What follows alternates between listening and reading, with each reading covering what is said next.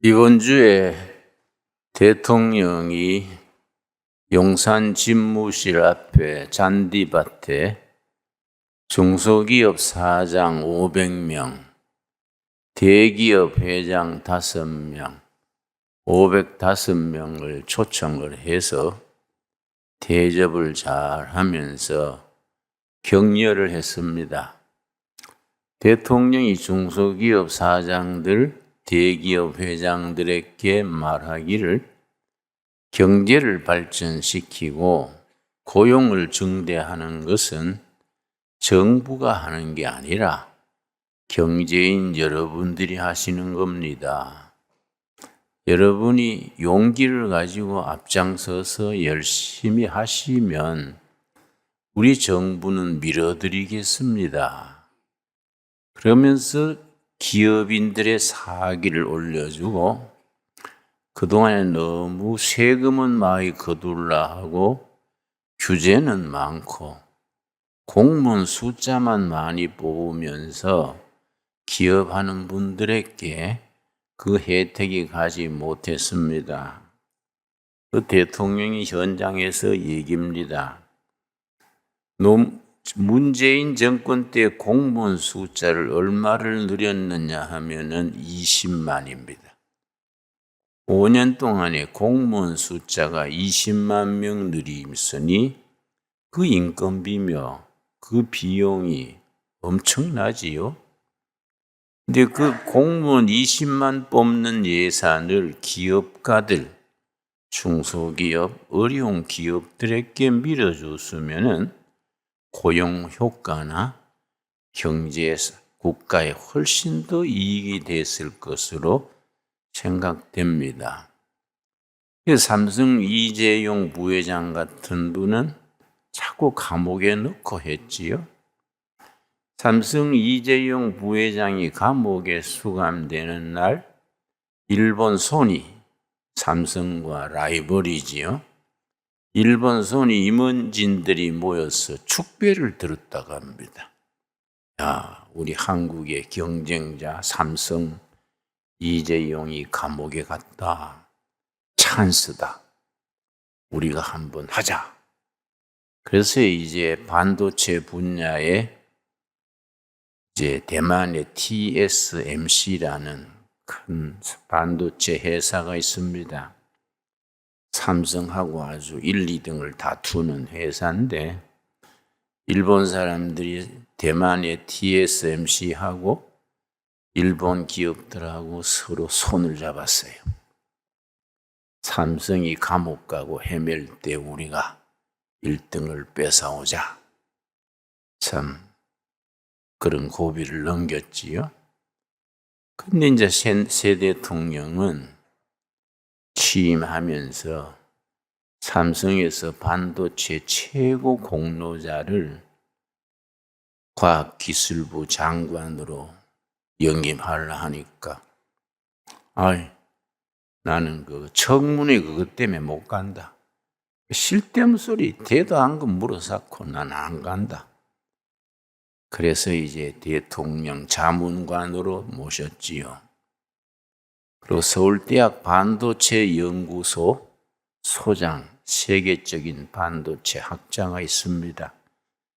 그분이 과학기술부 장관으로 이제 영입을 했습니다. 기업인들이 기업을 발전시키고 고용을 증대하고 그걸로 세금을 내고 이 국가 발전의 기본이지요. 기업가들의 사기를 돋아줘야 되지요. 지금 신정부는 그 점에서는 출발이 좋은 것 같아요. 내가 이번 주에 읽은 책을 한 권 소개합니다. 여러분 물론 성경을 많이 읽으셔야 되고 성경만 읽어도 좁아요. 폭넓은 독서 세계가 있어야 성경도 더 잘 이해하게 됩니다. 지금 서점에서 베스트셀러로 팔리고 있는 책인데 미국에서 나온 책이지요. 책 제목이 그리츠입니다. 그리츠, Grit. 이 번역판으로 비즈니스 북스에서 최근에 출간됐는데 세계적인 베스트셀러입니다. 우리 신광두레 교회 교인들은 꼭 한 가정에 한 권씩 사서 읽고 자녀들도 읽히기 바랍니다. 어떤 사람이 성공하느냐? 자기 분야에서 어떤 분야든지 다 성공하기를 원하지요. 그런데 많은 사람이 실패하고 성공하는 사람은 소수다. 성공하는 사람들의 특징이 뭐냐? 두 가지를 들었어요. 이 그리츠란 책에서. 첫째는 열정, 패션이에요. 패션. 일을 하는데 자기 일에 인생을 거는 거지요. 열정이 있는 사람이 성공한다. 두 번째는 끈기요, 끈기. 재능 있는 사람이 성공하는 게 아니다. IQ 좋은 사람이 성공하는 게 아니다. IQ 150, 140 되는데 아무것도 못하고 어영부영 인생을 허비하는 사람이 많다. 그 인생에 성공하는 사람은 하나님의 일이든 세상 일이든 마찬가지다. 열정과 끈기가 있는 사람이다. 거기에 대해서 아주 체계적으로 잘 쓴 책입니다. 그런데 성경은 바로 그런 점에서는 교과서지요. 지금 우리가 자본주의 사회에 살고 있는데 사회주의 경제와 자본주의 경제가 지금 막 경쟁하고 있지 않습니까? 미국과 중국이 패권 다툼을 하는데 중국은 사회주의, 미국은 자본주의지요. 그 어느 쪽이 이기느냐? 뭐 세계 운명이 달라지긴 지지요. 그런데 자본주의, 민주주의가 어디서부터 시작됐느냐? 영국이요, 영국. 17세기, 영국에서부터 16세기, 17세기. 근데 옛날에는 영국이 섬나라, 아주 후진국이랬습니다. 자체 식량 해결도 잘 안 되는 아주 후진 나라랬는데 그 영국에서 산업혁명이 일어나가지고 유럽에서 프랑스, 독일 제끼고 1등 국가가 된 거예요. 그래서 독일의 막스 베버라는 사회학자가 있었는데 1890년 그때 생각하기를 그 이상하다. 왕년에 영국이 형편없었잖냐. 우리식으로 말하면 따라지 국가 아니랬냐. 그런데 어떻게 영국이 유럽의 선두 국가로 산업혁명을 일으키고 경제성장하고 세계로 뻗어가는 이유가 뭐냐? 이 사람이 이제 사회학자니까 안 되겠다. 영국 가서 살펴봐야겠다. 그래서 1890년에 영국으로 갔어요. 막스 베버라는 사회학자가. 영국 가서 몇 달간 있으면서 연구를 해봤더니 결론을 내린 거예요. 신앙이다, 신앙. 교회다, 교회. 영국인의 신앙이 영국을 발전시켰다. 이건 뭐 세계적인 사회학자니까 학문적으로 그걸 깨달은 거예요. 그러면 영국 교인들 중에도 캐톨릭 교회, 또 무슨 성공회, 또 장로교, 청교도 섞여 있단 말이에요. 그런데 연구를 해보니까 청교도 신앙, 장로교 교인들이 영국의 국민 정신을 바꿨다. 그래서 영국 경제가 일어나고 국가가 부궁해졌다. 그러면 청교도다 장로교다 어디서 시작됐느냐? 스위스에서 제네바의 칼빈 선생. 칼빈은 안수받은 분이 아닙니다. 평생 평신도로서 종교개혁 운동의 지도자로서 역할을 했는데 이 칼빈 선생이 매주일 성경을 가르친 거예요. 그 성경을 가르치면서 창세기부터 계시록까지 쭉 가르치면서 성경적인 생활 윤리를 가르친 거예요. 정치도 교육도 문화도 성경 바탕 위에 세워져야 된다. 그래서 칼빈한테서 성경을 배운 개혁자들이 영국에 가가지고는 청교도가 된 거예요. 퓨리탄. 또 스코틀랜드, 네덜란드 가서는 장로교가 된 거지요. 여러분 히딩크랑 축구 감독이 네덜란드 출신이지요. 그 네덜란드는 나라는 장로교 교인들이 세운 나라입니다. 그런데 칼빈의 제자들 중에 장로교 신자들, 청교 신자들이 영국을 산업혁명을 일으키고 자본주의를 발전시키고 세계 강국으로 뻗었다. 그런데 이제 막스 베버 박사가 가만히 조사를 해보니 벌써 영국의 그 장로교, 청교도 알맹이는 미국으로 가버렸어. 영국 사회에서 그 사람들을 탄압을 했어요. 그러니까 새로운 세계를 찾아서 신천지에 가서 마음껏 뻗어나가자. 배를 타고 미국으로 갔다. 그래, 영국 산업혁명을 일으키고 자본주의 경제를 일으키는 핵심들은 영국에서 미국으로 옮겨간 거예요. 그래서 막스 베버 박사가 또 미국까지 갔습니다. 미국 가지고 또 연구를 했더니 미국이 나라를 일으킨 그 정신, 청교도 정신, 특별히 미국이 건국될 때에 워싱턴 장군, 해밀턴이니 무슨 기라성 같은 미국 건국의 원조들이 장로들이요. 장로교 신자들이요. 그래 미국이란 나라의 기초는 장로교식 지도자들이 기초를 닦은 거지요. 그래서 미국이 건국할 때에 헌법을 만들어야 되지 않습니까? 미국 헌법을 어떻게 만드냐? 전국에 관계되는 사람 50명을 뽑았어요. 헌법 만드는 데 기여할 만한 사람 50명을 뽑아가지고 산속의 별장에 들어가서 2달간 토론했습니다. 먹고 자고 토론하고 어떻게 우리가 새로운 나라 미국을 만들 것이냐. 2달간 토론해서 나온 것이 미국 헌법이에요.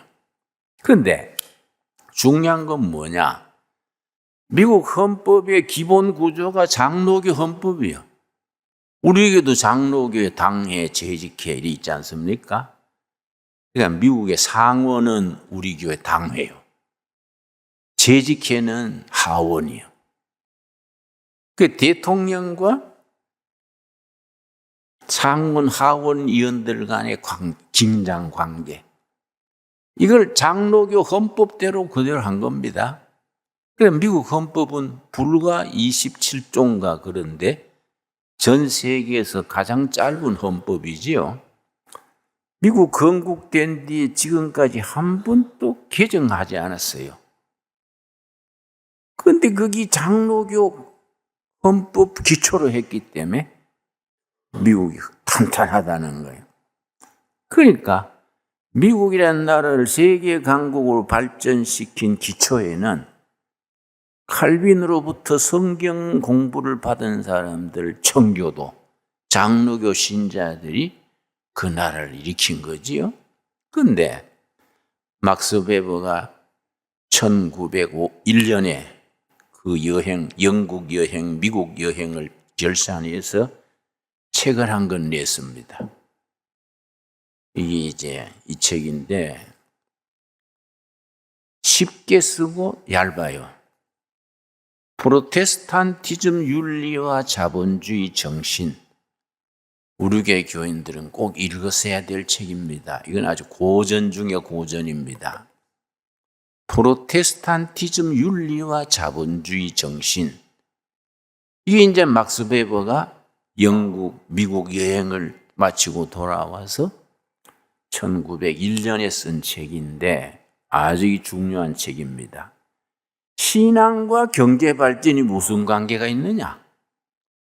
교회가 재구실하면은 나라가 어떻게 발전할 수 있느냐? 핵심이 그거지요.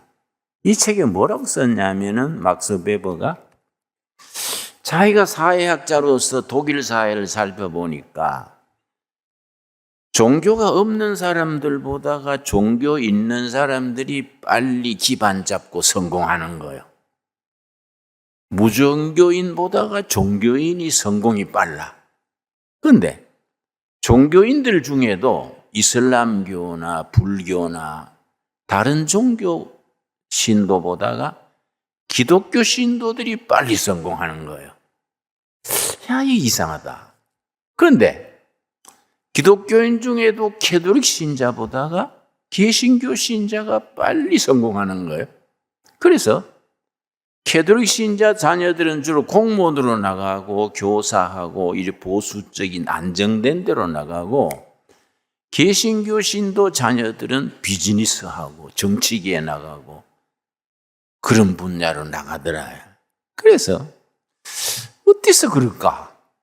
같은 기독교인데 천주교보다가 개신교 신도들이 빨리 성공하고 더 사회활동을 왕성히 하고 사회를 이끌어갈까? 그러냐 연구를 한 책이 책이지요. 그걸 이제 학문적으로 썼어요. 그런데 이제 이 책에 영국에서 프리탄 가정의 신혼 부부가 새로운 미래를 위해서 나무배를 타고 미국으로 갔어요. 미국 가가지고 무슨 사업을 했냐면은 초 만들고 비누 만들고 신혼부부가 그걸 했어요.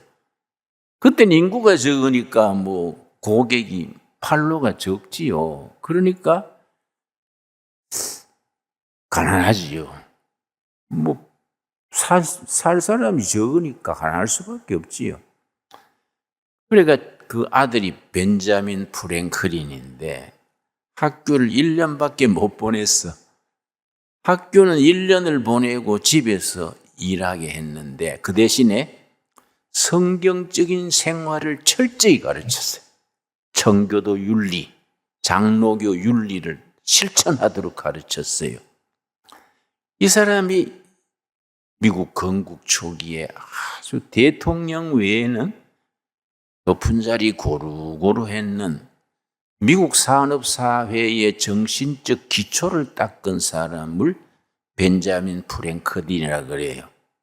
그런데 벤자민 프랭클린이 자서전을 썼습니다. 자서전을 영어로 오토비아그래피 그래요.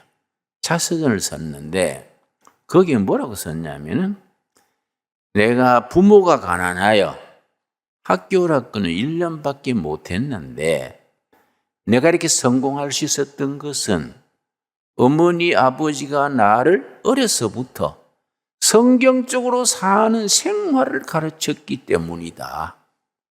그 청교도 정신, 그리고 자기가 다니던 그 가족이 다니던 교회 목사님이 마태 목사님이요.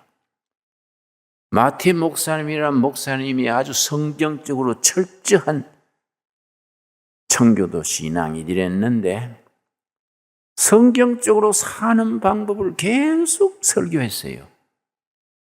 마태 목사님의 영향과 부모님의 영향으로 내가 성공할 수 있었다. 그래서 부모님들이 가난해서 학교는 1년밖에 못 보냈지만 날 좋으면 노동하고 비 오면 책 읽고 또 저녁 되면 기도하고 이걸 가르쳤다. 성경적인 생활 윤리를 체득했다. 몸으로 익혔다. 그래서 내가 이렇게 성공한 것이다. 그러면서 자기 부모님이 어릴 때부터 평생 가르친 구절을 잠언 22장 29절을 들었습니다. 이 책에 나와요. 벤자민 프랭클린이 잠언 22장 29절 말씀을 그걸 몸으로 익혀서 그렇게 성공할 수 있었다. 참 좋은 얘기지요. 잠언 22장 29절 말씀. 그래서 성경이 성경 따로 내 생활 따로 있지 말고 성경의 교훈과 가르침이 내 삶에서 내 몸에서 익혀져서 그렇게 살아야 되는데 성경은 들고 다니는데 성경적으로 살지를 못해. 기업을 해도 자식을 길러도 정치를 해도 성경적으로 실천을 하면은 개인도 성공하고 나라도 부강해지고 교회도 부흥되는데 그렇게 못했다. 잠언 22장 29절 찾았습니까? 자, 벤자민 프랭클린이 우리 어머니 아버지가 이걸 가르쳤다. 조그마한 교회 마태 목사님이 이걸 늘 설교했다. 29절 너가 자기의 일에는 영어 성경에는 in your business, 비즈니스에 in your business, 너의 비즈니스에 능숙한 사람을 보았느냐? 이러한 사람은 왕 앞에 설 것이요 천한 자 앞에 서지 아니하리라. 그래서 이 책에서 막스 웨버가 쓰는 말이 왜 무종교인보다가 종교인이 더 성공하고 이슬람, 불교, 다른 종교보다 기독교인들이 더 성공하고 나라도 더 부강해지고 기독교인 중에도 캐톨릭 신자보다가 프로테스탄트 교회 신도들이 빨리 성공하는 이유가 뭐냐? 간단하다. 교회에서 배운 생활 윤리다. 이걸 프로테스탄티즘 윤리요. 이 책 제목이 프로테스탄티즘 윤리와 자본주의 정신. 교회에서 배우는 생활 윤리, 설교 듣고 성경 공부하고 남전도회, 여전도회 활동하고 구역 예배 활동하고 교회에서 듣고 배우고 훈련한 것이 성공하게 돼 있다. 그럼 교회에서 그렇게 개신교 프로테스탄티즘 윤리로 배운 핵심이 뭐냐? 이걸 이제 벤자민 프랭클린을 통해서 잠언 22장 29절에 네 가지를 줬어요. 네 가지. 교회에서 이 네 가지를 몸으로 배웠대. 몸으로. 어려서부터 몸으로 배웠다. 너가 자기 일에 인유와 비즈니스에 능숙한 사람을 보았느냐? 능숙한 사람, 거기에 줄을 칩시다. 능숙한 사람. 자기 비즈니스에 능숙한 사람은 왕 앞에 설 것이요. 그렇지 못하고 능숙하지 못한 사람, 게으른 사람은 천한 자 앞에 서지 아니하리라. 빈민촌에 산다. 맨날 돈 꾸러 다니고 어렵다. 그러면 자기 비즈니스에 능숙한 사람은 뭘 말하느냐? 이 네 가지요. 네 가지. 개신교 윤리의 핵심이요. 핵심. 네 가지. 그 벤자민 프랭클린이 청교도 정신, 장로교 정신으로 네 가지를 몸으로 배웠다. 학교는 못 다녔지. 1년만 다녔는데 가정 예배에서 다니는 교회에서 이 네 가지를 배웠다. 첫째가 정직이에요. 정직. 둘째가 근면, 부지런한 거예요. 셋째가 절약. 넷째가 절제. 이 네 가지. 네 가지를 어려서 배워가지고 그걸 실천했더니 자기가 이제 미국 독립한 뒤에 프랑스 대사로 가가지고 프랑스 왕 앞에 섰지요. 또 영국의 대사로 가서 영국 왕 앞에 섰지요. 5나라 왕 앞에 섰어요. 5나라 대사를 가가지고. 그러니까 여기에 능숙한 사람은 왕 앞에 설 것이요. 자기는 그렇게 실천한 거예요. 그렇게 하지 못한 사람은 천한 자 앞에 서리라. 맨날 술집에 돌고 하다가 빈민촌 가고 맨날 재구실 못한다. 그러면 능숙한 사람 네 가지. 첫째 뭐라 그랬습니까? 정직. 둘째 뭡니까? 근면. 셋째 뭡니까? 절약. 절약을 했는데 절약에서 남은 돈이 이 내 끼냐? 아니다. 하나님이 맡긴 거다. 하나님이 맡긴 거니까 하나님의 뜻에 맞게 써야 된다. 이걸 정직이 정신 그래. 그래서 교회 헌금하고 또 투자하는 거예요. 투자. 그걸 모아가지고 투자하니까 자본주의가 일어나고 산업이 발전하는 거예요. 그리고 자기 절제를 하니까 건강에 좋은 거예요. 그리고 몸이 건강해지니까 활동력이 있고. 그 요 네 가지. 프로테스탄티즘 윤리다. 정직, 근면, 절약, 절제. 이걸 우리 교회에서 몸으로 익혀야 돼, 몸으로. 응? 그래서 벤자민 프랭클린이 자서전에서 자기가 16살 때 어머니 아버지의 가마와 마태 목사님의 교훈으로 나는 평생 동안 이걸 실천한다. 그리고 13가지를 적었어요. 그 속에 절약, 겸손, 인내 쭉 있는데 이걸 벽에다가 붙여놓고 매일 확인하는 거예요. 저녁에 자기 전에 오늘은 내가 절약했냐? 동그라미. 절제 못했으면 X. 매일 그걸 한 거예요. 그 자서전이 거기 나와요. 그래서 내가 중학교 2학년 때 그걸 읽었지요. 벤자민 프랭클린 자서전을 읽으면서 그 좋더라고요. 나도 그 13가지를 벽에 붙여놓고 체크해보니까 나중에 못한 것이 X가 너무 많아. 동그라미가 몇 개 없어. 그래도 내가 한다고 했는데 내가 중학교 2학년 때 그래 했기 때문에 내 아들이 중학교 2학년 됐을 때 그 책을 샀어요. 아들한테 주면서. 네 아버지가 네 중학교 2학년 때 읽어서 감명받은 책이다. 니도 한번 읽어봐라.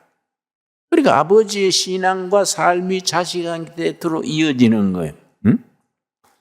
그렇게 부모가 가마를 줘야지 자꾸 공부해라 하고 소리만 지르면은 요새는 시대가 아니지 않습니까?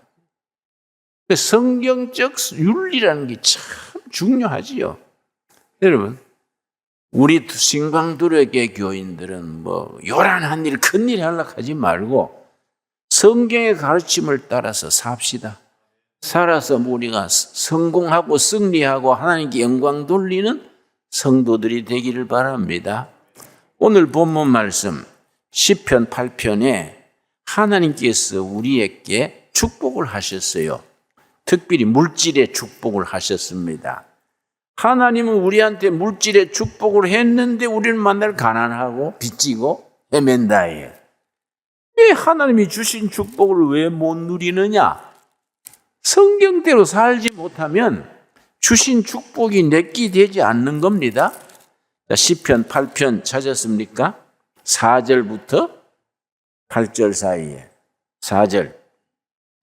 사람이 무엇이기에 주께서 그를 생각하시며 인자가 무엇이기에 주께서 그를 돌보시나이까? 이 시로 돼 있고 감탄문으로 돼 있습니다. 도대체 인간이 무언데 이 하나님이 일일이 챙겨주시고 그렇게 이끌어 주십니까? 너무너무 감사합니다. 그런 식이지요. 5절. 그를 하나님보다 조금 못하게 하시고 영화와 존귀로 간을 씌우셨나이다. 우리가 하나님 밑에 영화로운 하나님의 자녀로서 하늘나라의 상속자로서 영광의 존귀를 세우셨지요. 6절. 주의 손으로 만드신 것을 다스리게 하시고 만물을 그의 발 아래 두셨으니 하나님이 지으신 모든 물질, 경제, 기업, 모든 물질, 경제를 다스리게 했어. 다스리게. 다스린다는 말이 히브리어로 라단데 경영한다, 보존한다, 경영. 하나님이 지으신 모든 세계를 하나님의 자녀 우리가 경영하게 한 거예요. 우리가 다 경영인이에요. 다스리게 하시고 만물을 그의 발 아래 두셨으니 하나님이 지으신 모든 물건이 우리 발 앞에서 복종하는 거예요. 이걸 물권 그래요. 물권. 하나님이 우리에게 물권 주신 걸 믿습니까? 그러니까 맨날 없다 소리하면 안 돼요. 하나님 물건을 줬는데 우리가 게으르고 그렇게 살지 못해가지고 맨날 한숨 쉬고 주머니에는 먼지만 들어있고 그렇게 하면 안 되지 않습니까? 모든 물질, 기업, 경영이 네 발 앞에 순종하게 뒀다. 무슨 권이라고요? 물권. 사람들의 지지를 받는 것은 무슨 권입니까? 인권. 선거 때가 되니까 인권이 있는 사람이 당선되지요. 또 영적 권세는 뭡니까? 영권이지요. 영권이 있고 인권이 있고 사람들을 모아서 일을 만들고 모든 재물, 기업을 발 앞에 복종하도록 물건을 주신 겁니다. 여러분, 물질을 소홀히 하면 안 됩니다. 물질이 중요한 겁니다. 단 물질이 주인이 되면 안 된다. 하나님이 주인이고 하나님이 주인인 물질을 우리에게 맡긴 거예요. 그걸 정직이지요. 그걸 절약하고 절제하고 성경적으로 잘 활용을 해서 하나님께 영광 돌리고 교회를 섬기고 선한 일에 쓰임 받아야 되지 않겠습니까? 안 그렇습니까? 그러니까 이런 일에 우리가 열정을 가지고 끈기 있게 나가야 되지요. 그 우리 둘의 정신은 신광 둘의 교회 기본 정신이 있습니다. 발바닥 정신, 바닥. 그래서 내가 목회를 50년 했는데 제대로 한 거 없지요. 뭐 맨날 엎치락 뒤치락 욕도 먹고. 그래서 누가 전에 우리 교인이 나한테 목사님은 특기가 뭔지 아십니까? 내 특기가 뭐인데? 그때 망하는 거 아닙니까? 하도 뭐 뒤집고 망하고 빚잔치 하고 하니까 빚쟁이들한테 끌려가고 뭐 그러니까 그런데 50년 지났는데 끈기가 끈기 있게 버틴 거예요. 응? 숨 쉬고 있는 한 기회는 온다. 그래, 우리 남양만에서 농촌에 목회하다가 뭐 돼지단지 소단지 하다가 뭐 빚지고 해서 교인들이 예배 시간에 한숨을 푹푹 쉬길래 내가 교인들한테 여러분 손을 다 올리시오. 오른손 다 올렸지. 목을 잡아보시오. 다 왜 그러나 해서 막 잡았지요. 목이 붙어 있지요. 예, 목이 붙어 있으면 기회는 옵니다. 아멘 없습니까? 예? 숨 쉬고 숨이 끊어지면 안 되시. 숨 쉬고 목이 붙어 있으면 기회는 온다. 야. 그 기회를 누가 주시는 겁니까? 하나님이 주시는 거예요. 응? 그러니까 말씀 붙들고 숨 쉬고 목 붙어 있으면 돼요. 그렇지요? 그래가지고 하나님이 주신 물권을 누리고 그걸 우리가 선교도 하고 교육도 시키고 정말로 한번 떠들썩한 교회를 이루어가야 안 되겠습니까? 예. 그래서 우리 신방둘의 교회는 그런 가슴에 앰비션, 그 열정이 있는 성도들이 모여야 돼. 열정을 가지고 끈기 있게, 뭐 잘 안 된다고 자꾸 뒤집고 하지 말고 끈기 있게. 왜냐? 임마누엘 하나님이 우리 편이다 이거야. 그걸 믿으시지요? 하나님이 우리 편이면 뭐 끝난 거지요, 그걸로. 그걸 가슴에 딱 품고 정말로 신바람나게 하나님의 일꾼으로 살아가고 하나님이 기뻐하시는 교회를 세워갈 수 있게 되기 바랍니다. 기도하겠습니다. 하나님 감사합니다. 때를 따라 도우신 아버지 은혜를 감사드립니다. 우리 신앙이 경제를 일으키고 나라를 부강케 하고 가문을 일으키고 우리 자녀들이 사람답게 사는 일에 밑거름이 되게 하여 주시옵소서. 절대로 정직하게 하시고 부지런한 근면하게 하시고 모든 것을 하나님의 것이니까 절약하고 절제해서 하나님께 영광 돌리는 우리들이 되게 하여 주시옵소서. 예수님 이름 받들어 기도드렸사옵나이다. 아멘.